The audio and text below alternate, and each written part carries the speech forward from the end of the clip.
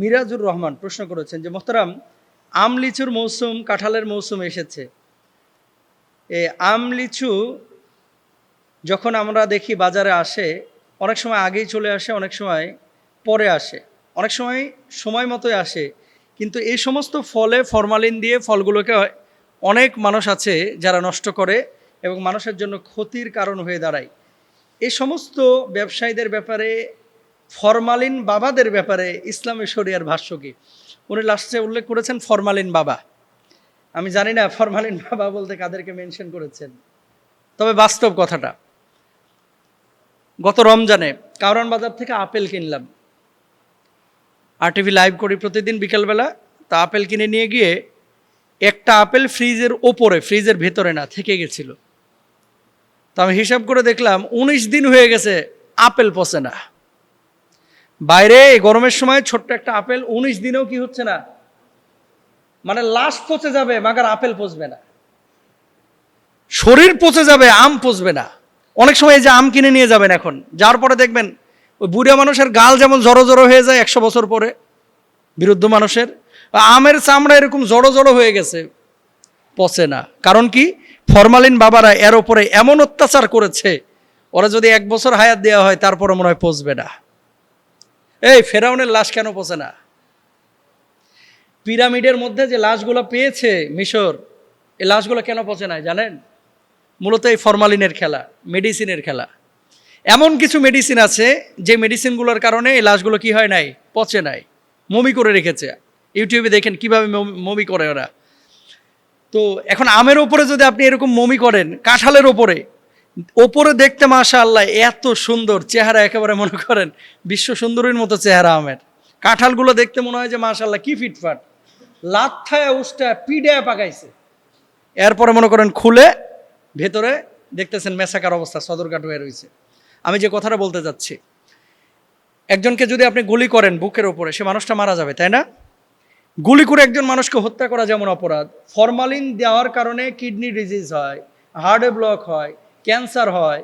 তার মানে ওই ডাকাত গুলি করে মানুষকে হত্যা করতেছে, আর এই ফরমালিন বাবা, যে ব্যক্তি ব্যবসায়ী ফরমালিন দিয়ে এই পণ্যগুলোকে নষ্ট করতেছে, এরা কুরে কুরে ধীরে ধীরে মানুষকে ধ্বংস করতেছে।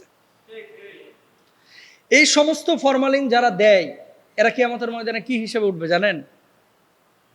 বুঝেন নাই কথা। এখন ক্যান্সার বাড়ছে না কমছে? বাড়ছে। শারীরিক রোগ এটা বেড়েছে না কমেছে? বেড়েছে।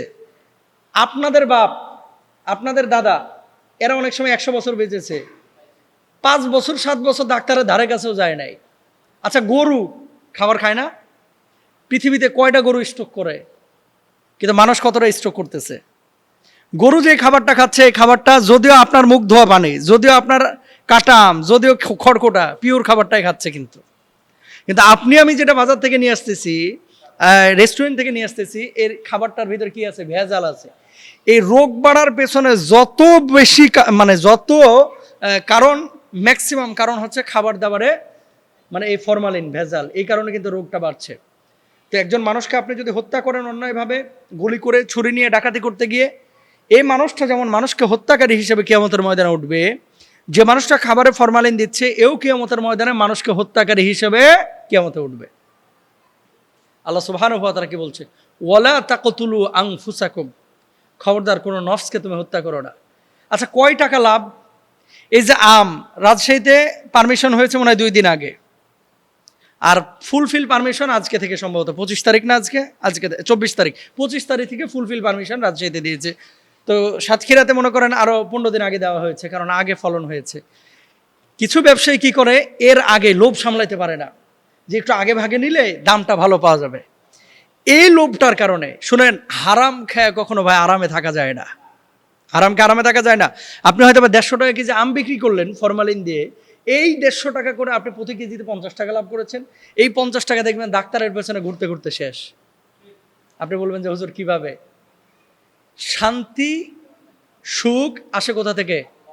আল্লাহর পক্ষ থেকে। তা আপনি যখন এভাবে হারাম খাবেন, হারাম খেয়ে আপনি আরামে থাকবেন, এটা মাথা থেকে ফেলে দেন। সম্ভব না ভাই, আপনি লিখে নিয়ে যান। সুতরাং ফরমালিন যারা দেয়, এরা সমাজের দুশ্মন, এরা ইসলামের দুশ্মন, এরা মানুষের মনুষ্যত্বের দুশ্মন। আল্লাহ সুবহানাহু ওয়া তাআলা রাসূল কি বলছেন খেয়াল করেন?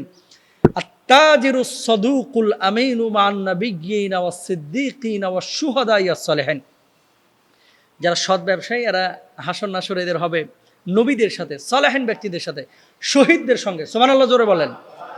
আর যারা খারাপ ব্যবসায়ী এদের এদের এই হাসর হবে কাদের সাথে? কাফের বেঈমানদের সাথে। সুতরাং আল্লাহ সুবহানাহু ওয়া তাআলা আমাদেরকে তৌফিক দান করুন, সবাই বলেন আমিন।